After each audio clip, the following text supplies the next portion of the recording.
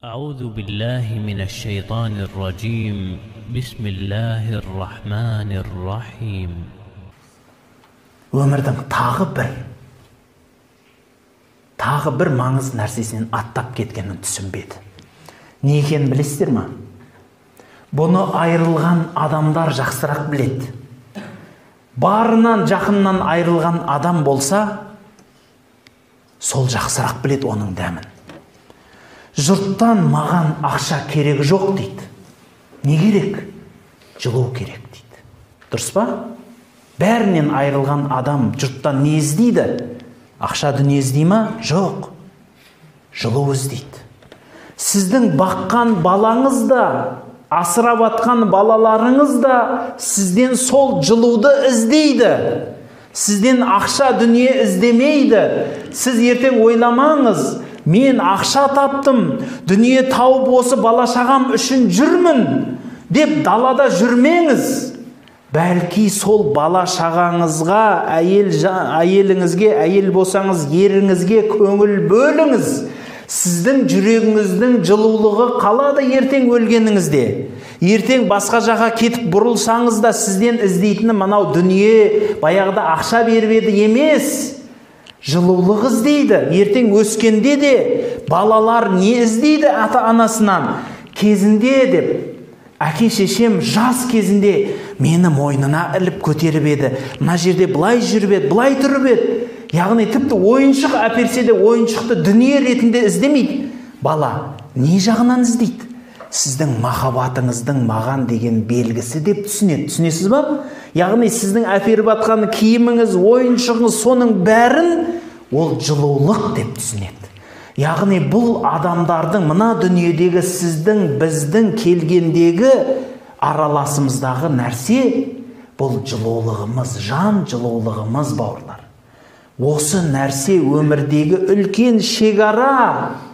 Соны ұмытпаңыз. Жақын бауырларыңызбен де, ата-анаңызбен де, Құдай-ау, ертең кетеміз бәріміз. 5 минут, 10 минут болса да сұхбаттасып қалыңыз. Қонақпыз бәріміз. Бірде бар да, бірде жоқ. Бірде аш та, бірде тоқ. Бұл дүние осы. Сол үшін сіз мен тек қана дүние табуым керек. Немесе кейбіреулерге ораза тұт десе, әй, ораза айы деген нағыз жұмыс уақыты. Мен жұмысымды тастасам, оразаны кім тұтады дейді. Алла тағалаға сіздің жасаған мынау еңкейіп тоңқайған намаздарыңыздың қажеті жоқ. Сіздің жүрегіңіздегі жылулығыңыз керек Аллаға. Түсінесіз ба? Сол үшін пайғамбарымыз саллаллаху алейхи ва саллям айтады: сендердің сойған құрбандықтарыңның қаны да, малы да, еті де, терісі де, дымы да Аллаға бармайды. Қажеті де жоқ. Бәлки сіздің жүрегіңіздегі тақуалық барады дейді. Өмірге неге келгеннің, ненің мәнін осы жерде бір ұқсаңыз екен. Алла тағалаға да сіздің жүрегіңіздегі нағыз имандылық қажет. Сіздің тапқан ақшаңыз, тұтқан оразаңыз, барған қажылығыңыз, берген садақаңыз қажеті жоқ оның, біреуіне де мұқтаж емес Алла. Бәлки сіз сол істі істесеңіз, сол арқылы махаббатыңызды дәлелдегеніңіз болсын. Мысалы, балаға жоғарыда айтқанымдай, сіз ойыншық бересіз. Дұрыс па? Ол арқылы сіз не бердіңіз? Жылулық сыйлап отырсыз. Балаңызға деген махаббатыңыз ол. Бала да сөйтіп түсінеді. Сіз өзіңіз бала кезіңізді еске түсіріңізші.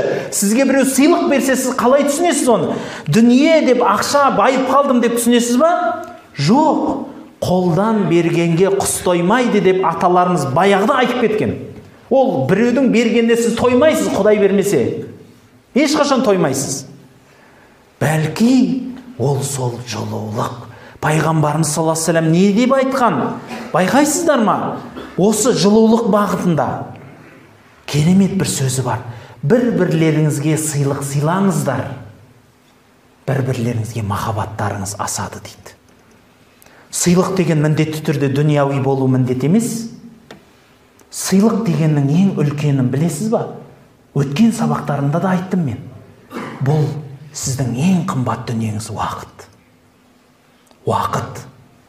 Сіз уақытыңызды сүйген адамыңызға сыйлағаныңыз, соған арнайы уақыт бөлгеніңіз, бұл махаббатыңыздың белгісі.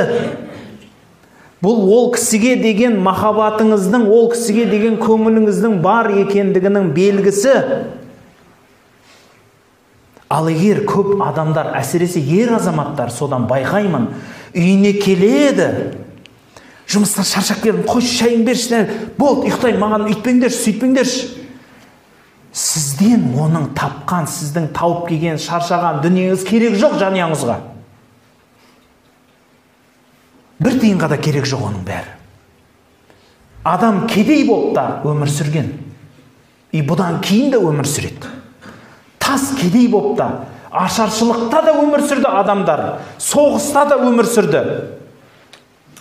Бірақ сізбен бізді байлайтын жан жылулығы. Сіз үйге келдіңіз ба?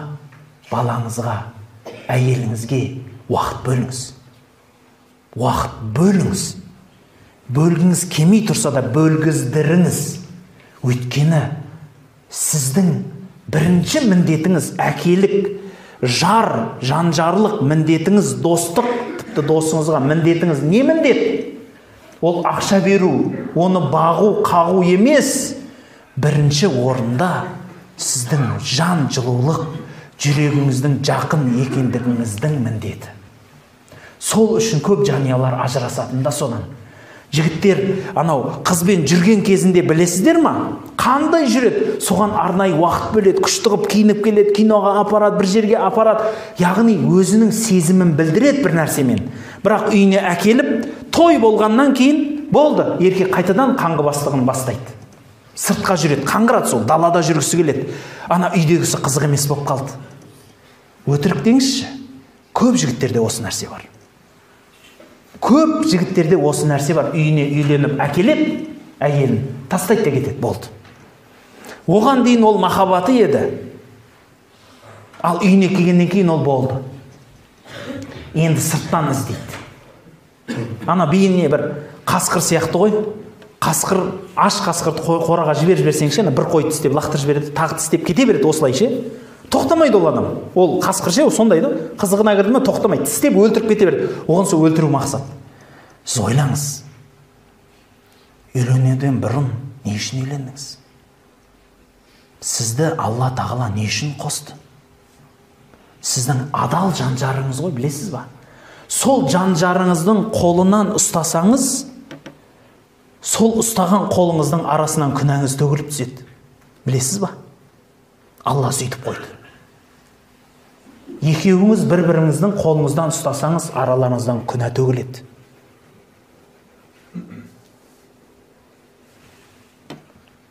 Жай жанына отырып қолынан ұстап көрдіңіз ба? Әдейі барып. Жоқ.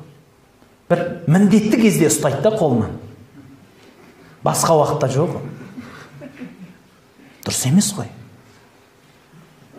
Бұл сіздің өміріңіз, сіздің тағдырыңыз. Сіздің тағдырыңыз, сіздің өміріңіз. Сіздің анау жұрттан соғысып, мына жапан дүниеде соғысып тығылатын ініңіз ғой ол. Білесіз ба? Тыныштығыңыз ғой, жан тыныштығы. Ақыры келіп, үйге келіп, ой, өлең төсегім ай деп құлағандағы жан тыныштығыңыз ғой. Сол үшін сіз өзіңіз айтасыз, мен не үшін жүрмін ана жақта далада өліп тіріліп? Не үшін жүрсіз? Сол үйіңіздің тыныштығына ма? Онда сіз де сол үйіңіздің махаббатына, бірлігіне ат салысыңыз. Сол жерге бірігіңіз, сол жерге тіршілік құрып араласыңыз. Көп адамға таң қалатын жағдай шығар, бірақ осыны істеу керекпіз.